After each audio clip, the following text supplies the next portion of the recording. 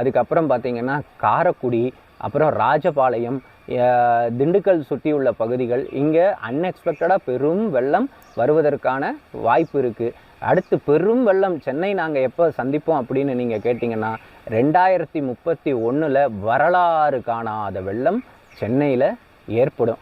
கேரளாவில் ஏற்படுமா அப்படின்னு கேட்டிங்கன்னா அது 2030 இப்போ வயநாடெல்லாம் உள்ளே போச்சு பார்த்தீங்களா, இந்த மாதிரி பல கிராமங்கள் மண்ணுக்குள்ளே போகும், அதுவும் நடக்கும்.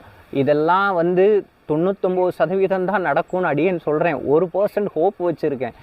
நான் மட்டும் இல்லை, இங்கே நிறைய பேர் கண்ணுக்கு தெரியாமல் மக்களாகிய எல்லாருக்காகவும் அடியேனையும் சேர்த்து எல்லாரும் எப்பொழுதும் எல்லா உயிரும் இன்புற்று இருக்க வேண்டும் இறைவா, எல்லாரையும் காப்பாற்று அப்படின்னு தான் அடியேன் பிரார்த்தனை பண்ணிகிட்டு இருக்கேன். ஸோ இந்த பதிவு ரொம்ப நாளாக ஒரு நண்பர் கேட்டுக்கிட்டே இருந்தார், சாமி நீங்கள் சொல்லவே இல்லையேன்ட்டு.